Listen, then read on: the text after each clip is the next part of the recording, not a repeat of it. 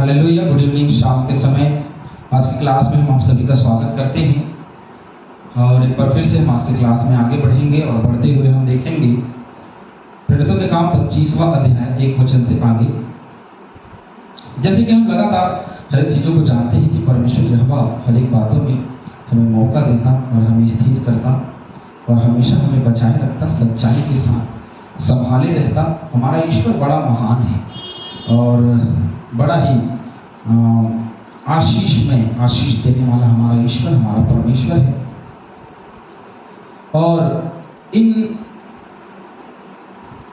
हर एक उन समस्याओं के बीच में वो हमारे संग रहने वाला, हमारे बराबर में खड़ा होने वाला, हमारे साथ खड़ा होने वाला, हमसे आगे बढ़कर के युद्ध करने वाला हमारा परमेश्वर यहोवा है। उसकी बड़ी कृपा को हम पौलुस के जीवन में इस वक्त देख रहे हैं और उसके सुसमाचार के प्रचार को भी, उसकी हिम्मत को हम देख रहे हैं, उसके साहस, उसके ताकत को देख रहे हैं, उसके विश्वास को देख रहे हैं जो पौलुस ने परमेश्वर पर किया।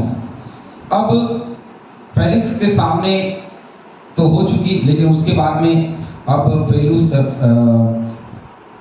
फेलिक्स के बाद में फेस्तुस नाम का एक व्यक्ति है जो सत्य पर बैठा। और आगे देखते हैं, फेस्तुस उस प्रांत में पहुंचने के 3 दिन बाद कैसरिया से यरूशलेम को गया। फेस्तुस जो है उस प्रांत में पहुंचने के 3 दिन बाद कैसरिया में 3 दिन तक था और उसके बाद फिर वो यरूशलेम को गए। तब प्रधान याजकों और यहूदियों के प्रमुख लोगों ने उसके सामने पौलुस की नालिश की, मतलब शिकायत की, है ना। नालिश करने का मतलब शिकायत की कि ऐसा ऐसा पौलुस ने किया है और वो आज भी बंदी गृह में है। क्योंकि फेस्तुस एक नया व्यक्ति था, उसके विषय में बहुत कुछ जानता नहीं था। फेलिक्स जो है वो जानता था, जो वचनों को सुनता था, और भी चीजें थी उसके साथ में, तो उसने कभी भी पौलुस की हानि नहीं की। लेकिन फेस्तुस जो है वो अभी पौलुस के विषय में कुछ जानता नहीं है, इसलिए उसके लिए समस्या खड़ी होने की संभावनाएं हमको दिखती लग रही है। और उससे विनती करके उसके विरोध में यह वर चाहा कि वह उसे यरूशलेम में बुलवाए। अब ये कह के यह वर चाह रहे हैं कि भाई उसको यरूशलेम में बुलवाया जाए, क्योंकि वे उसे रास्ते ही में मार डालने की घात में लगे हुए थे। अब क्या है कि ये कैसरिया में है ना, तो ये लोग ये कोशिश कर रहे हैं कि पौलुस को यरूशलेम बुलवाया जाए और ये लोग उसको रास्ते में मार डालें, जैसे उन्होंने पहले षड्यंत्र रचा था, एक बार फिर से वही करने का प्रयास कर रहे हैं। तो फेस्तुस ने उत्तर दिया, पौलुस कैसरिया में पहरे में है और मैं आप जल्द वहां जाऊंगा। एक बार फिर परमेश्वर यहोवा की योजना देखी। फेस्तुस ने उनको उत्तर दिया, यहाँ उसको बुलाने की आवश्यकता नहीं है, क्योंकि वो सैनिकों के बीच में है, वो बड़े पहरे में है, मैं वहां जल्द ही जाने वाला हूं। फिर कहा, तुम में जो अधिकारी रखते हैं वे साथ चले, और यदि देखिए ये जो है बोल रहे कि चलो अब साथ ही चलो मेरे भाई, है ना, तुमको शिकायत है, तुमको समस्या है, तो मेरे साथ ही चलो, मैं जाने वाला हूं वहां। इस मनुष्य ने कुछ अनुचित काम किया है तो उस पर दोष लगाए। उनके बीच कोई 8-10 दिन रहकर वह कैसरिया चला गया और दूसरे दिन न्याय आसन पर बैठकर पौलुस को लाने की आज्ञा दी। ये एक बार फिर से फेलिक्स के सामने वही चीजें हुई। अब वही दशा हम फेस्तुस के सामने भी होता हुआ देख रहे हैं। फेस्तुस ने परमेश्वर की इच्छा के बिना कोई काम नहीं कर सकता है, और जैसे ही फेस्तुस को पता चला कि वो तो पहरे में है तो उसको लाना नहीं, परंतु बोला कि तुम में से जो अधिकारी होगा ना, मेरे साथ चलना, यदि तुम नालिश करना चाहते हो तो मेरे साथ चलना, मैं जब वहां जाऊंगा तो उसका न्याय करूंगा। जब वह आया तो जो यहूदी यरूशलेम में आए थे उन्होंने आसपास खड़े होकर उस पर बहुत से गंभीर आरोप लगाए, जिनका प्रमाण वे नहीं दे सकते थे। आरोप लगाना और प्रमाण देना, दोनों में जमीन और आसमान का अंतर है। हम दोष लगा सकते हैं लेकिन प्रमाण नहीं दे सकते। यीशु मसीह पर दोष लगाया गया लेकिन किसी ने प्रमाण नहीं दिया, नहीं तो पिलातुस हाथ क्यों धोता, वो सूली पे चढ़ाने के लिए बोल देता। लूका 23:2, जैसे कि हम जानते हैं यीशु मसीह की घटना है ना। मरकुस 15:3 पढ़ेंगे।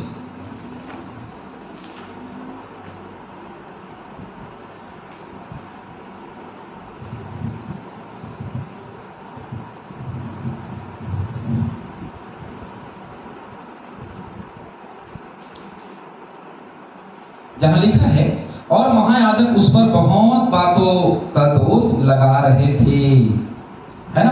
पुराने शास्त्री फरीसी जो है ना, यीशु मसीह पे बड़े बड़े गंभीर आरोप लगाते थे कि उसको फंसा दिया जाए, उसको मरवा डाला जाए, लेकिन ऐसा संभव था और उन्होंने ऐसा ही किया।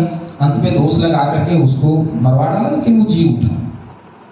वैसे पौलुस के साथ भी ये लोग करने का प्रयास कर रहे हैं और ये लगातार आरोप लगा रहे थे। फेलिक्स के समय भी यही आरोप लगाया जा रहा था और अभी वही आरोप, लेकिन झूठ साबित नहीं कर सकते, सच साबित किया जाता है, झूठ साबित नहीं किया जा सकता और ये कर नहीं सकते। परंतु पौलुस ने उत्तर दिया। अब फिर से पौलुस को बोलने का मौका मिला, क्योंकि दोनों पक्ष को बोलने का मौका मिलता है।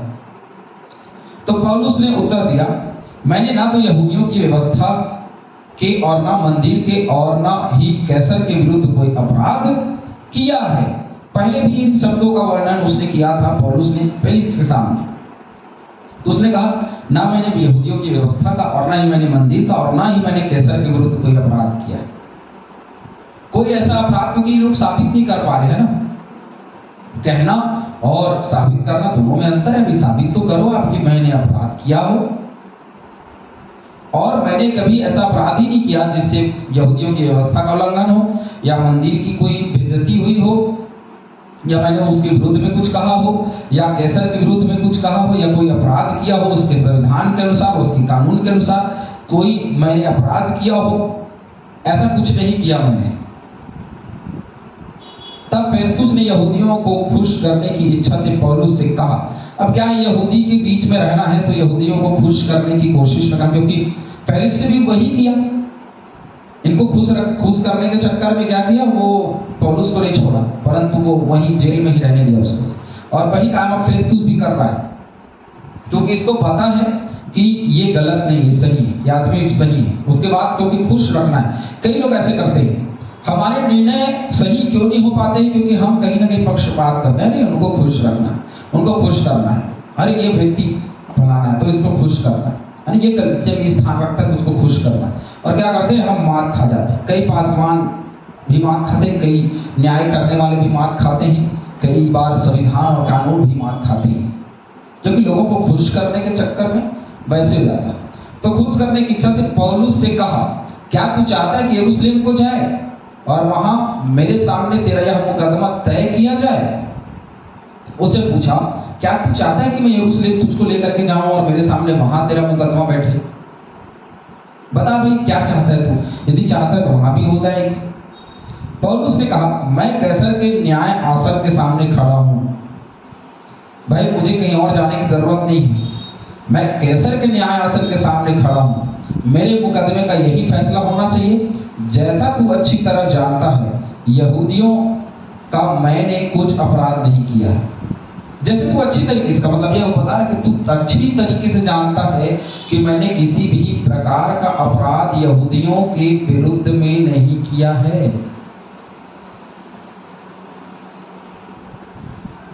तो ये बात तो सही है।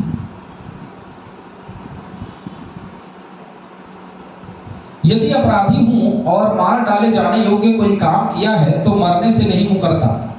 यदि मैंने ऐसा काम किया है कि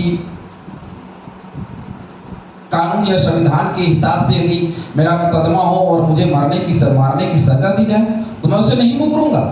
परंतु जिन बातों का ये तुझ पर दोष लगाते हैं, ये मुझ पर दोष लगाते हैं, यदि उनमें से कोई भी बात सच ना ठहरे तो कोई मुझे उनके हाथ नहीं सौंप सकता। मैं कैसर की दुहाई देता हूं। मैं कैसर की मतलब ये बोलता है कि मैं कैसर की दुहाई दे रहा हूं।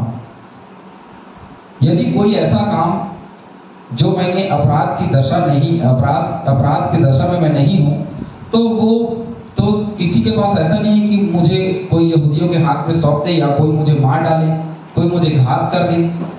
मैं कैसर की दुहाई देता हूं जिसके न्याय सिंहासन पर तुम विराजमान हो। 12वें वचन लिखा है, तब फेस्तुस ने मंत्रियों की सभा के साथ बातें करके उत्तर दिया, तूने कैसर की दुहाई दी है, तू कैसर के ही पास जाएगा। तूने कैसर की दुहाई दी। अब फेस्तुस भी बोला कि नहीं यार, हाथ डालना सही नहीं, यदि मैं गलत करूंगा तो भी सही नहीं। तो काम करते हैं, यदि इसने कैसर की दुहाई दी है तो इसके कैसर के पास भेज देते हैं। कोई यरूशलेम जाने वाला है, एक बार फिर से वो यरूशलेम जाने से बच गया, क्योंकि जैसे वो यरूशलेम जाएगा उसको मार डाला जाएगा। कुछ बातें हैं विशेष करके हम ध्यान देंगे। पौलुस जानता है कि उसने यहूदियों या व्यवस्था के विरुद्ध कोई पाप नहीं किया। तो कैसे जानता है? क्योंकि व्यवस्था को जानता था, व्यवस्था को उसने पढ़ा है। इसलिए पौलुस ने वास्तव में पुराने नियम की नैतिक व्यवस्था को बचाए रखा। जो नैतिक व्यवस्था है, जो न्याय की व्यवस्था है, उसको बचाए रखा। नहीं तो यहाँ तो अन्याय हो जाएगा। पौलुस ने ये बातें बोल करके बचा ली, नहीं तो अन्याय और उसके बाद परमेश्वर का कोप। वह जानता था कि व्यवस्था का नैतिक स्तर नहीं बदलता है। कभी भी कोई भी व्यक्ति उसके नैतिक, ये व्यवस्था है, ये किताब है, ये बाइबल है, ये वचन है, और इसमें से कुछ भी हम बदल नहीं सकते, क्योंकि प्रकाशित वाक्य में बोल दिया गया कि इस पुस्तक की कोई भी बात घटाई और बढ़ाई ना जाए। तो हम इसमें जोड़ नहीं सकते, ऐड नहीं कर सकते। जो लिखा है वो लिखा है, जो परमेश्वर के वचन में लिखा वही लिखा। जब तक कि परमेश्वर स्वयं ना करे, उसके लिए व्यवस्था पवित्र, अच्छी और आत्मिक है। परमेश्वर स्वयं यदि ये बात ना करे, यदि वो बदले ना, तब तक वो सबसे। रोमियो 7:12 और 14 वचन परमेश्वर के चरित्र और धर्मी जीवन की आवश्यकता को व्यक्त करती हुई पौलुस के जीवन को यदि कोई ये कहना चाहे कि इसने गलत जीवन जिया, तो वो गलत नहीं ठहराया जा सकता, है ना। फिर भी पौलुस ने अपने आप को धर्मी बनाए रखने के लिए व्यवस्था के जैसे नियम या स्तर को नहीं रखा। एक धर्मी जीवन के लिए पवित्र आत्मा के कार्य की आवश्यकता है। सिर्फ मसीह के अनुग्रह के द्वारा हमारे नव जीवन होने की, नव जीवित होने से हम सफलतापूर्वक परमेश्वर की आज्ञा का पालन करते हैं और उसको प्रसन्न, उसकी इच्छा के अनुसार चलते। पहला कुरिन्थियों 9:21, मत्ती 5:17, रोमियो 3:21 और 8:4 इन वचनों को अध्ययन के रूप में पढ़ लीजिए। तो यहूदियों की व्यवस्था के विरुद्ध इसने कोई अपराध नहीं किया, कोई पाप नहीं किया, क्योंकि व्यवस्था नैतिक शिक्षा है और उसमें नैतिक शिक्षा है और उसमें दंड का भी संविधान है। लेकिन मैंने कोई गलत नहीं किया है, क्योंकि वो दोष साबित नहीं कर सकते। तो ऐसा है, ठीक है। अब फेस्तुस भी पौलुस को छोड़ नहीं सकता था कि जा छोड़ दिया, ऐसा नहीं बोल सकता था, क्योंकि वहां पे यहूदी जो है नाराज हो जाते। इसीलिए उसने क्या कहा, यदि तूने कैसर की दुहाई दी है तो जा, कैसर के पास ही जा, चल मैं तुझे भेज देता हूं। और उसने उसको कहां भेज दिया? कैसर के पास भेज दिया कि वहां तुम चले जाओ, कैसर के पास तुम चले जाओ और वहीं तुम्हारा न्याय होगा। इसलिए हम देखते हैं कि कभी भी परमेश्वर के लोग जो हैं वो यहाँ जितने दिन तक वो बचाए जाने हैं उतने दिन तक बचाए जाते हैं। चाहता तो फेलिक्स ही उसको मार डालने की आज्ञा दे सकता था, चाहता तो झूठ उसे मार डालती, चाहता तो फेस्तुस के पास भी वो सारी चीजें थी। और भीड़, फेलिक्स के आने से पहले भीड़ के हवाले था, तो वो उस समय भी उसको मार डाला जाता। लेकिन परमेश्वर ने उसको बचाना चाहा तो वो बच गया। जिसको परमेश्वर बचाना चाहे उसको कोई मिटा नहीं सकता। परमेश्वर हम सभी को बहुत से आशीष दे।